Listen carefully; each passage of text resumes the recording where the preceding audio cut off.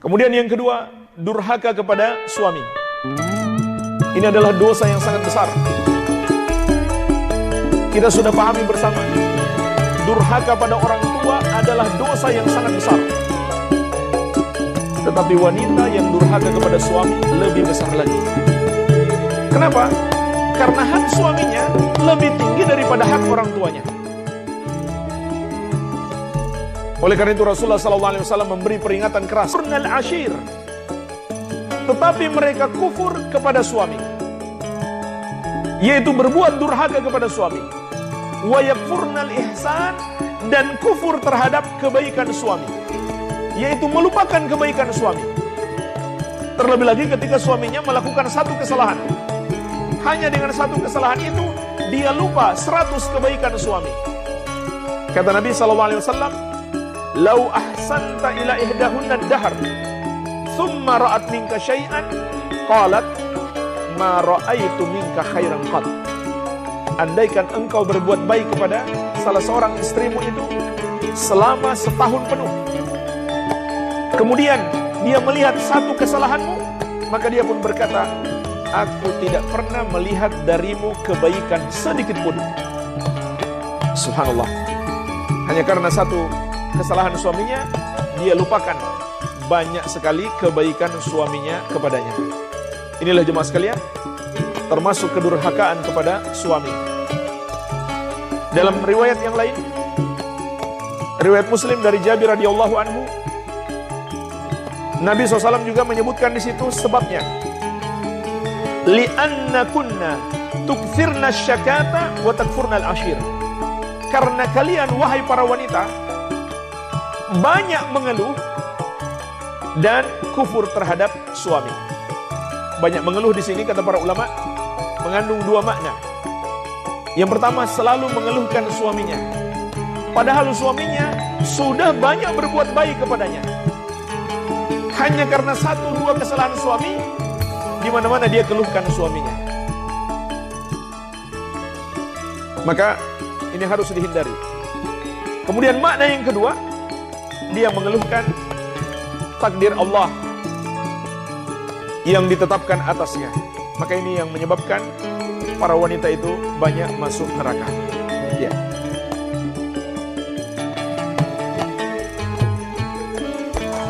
Dan termasuk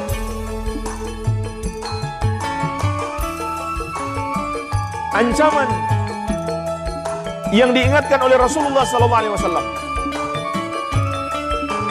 untuk wanita yang durhaka kepada suami. Dan durhaka itu mencakup semua perbuatan buruk. Semua perbuatan buruk seorang istri kepada suami itu disebut kedurhakaan. Atau semua perintah dan keinginan suami yang tidak mau ditunaikan oleh istri, maka itu adalah kedurhakaan. Kecuali kalau suaminya menginginkan istrinya atau menyuruh istrinya melakukan maksiat kepada Allah, maka tidak boleh dia taat kepada suami. Itu bukan kedurhakaan. Kalau dia menentang suaminya yang menginginkan dia untuk melakukan dosa. Karena Nabi SAW telah menegaskan, la ta'ata li makhlukin fi maksiatil khaliq.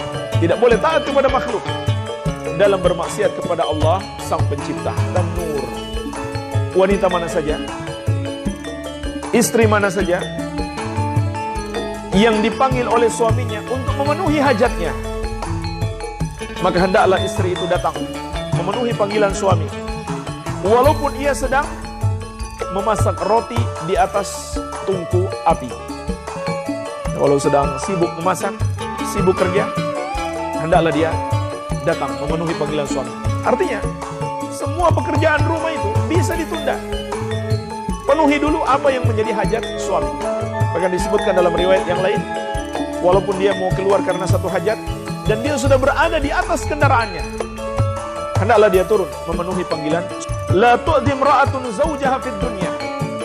Tidaklah seorang istri menyakiti suaminya di dunia. Illa qalat zawjatuhu minal huril 'ain.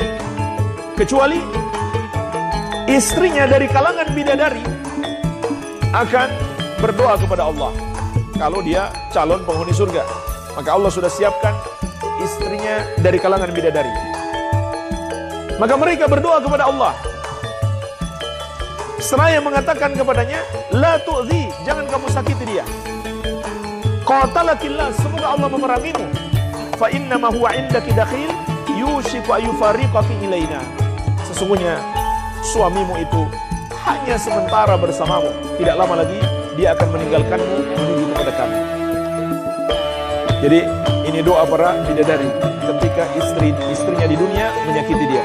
Jemaah sekalian, untuk melakukan puasa sunnah sekalipun, seorang istri harus minta izin kepada suaminya.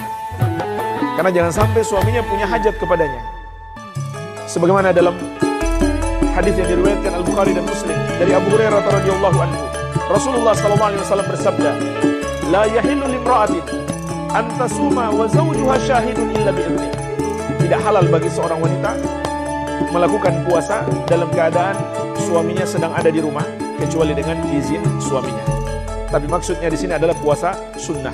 Kalau puasa Ramadan, puasa wajib, tidak harus minta izin kepada suami. Bahkan kalau suami melarang, maka dia berdosa besar, nggak boleh ditaati. Kemudian lanjutan hadis, baik. Inilah jemaah sekalian, dosa besar kaum wanita durhaka kepada suami.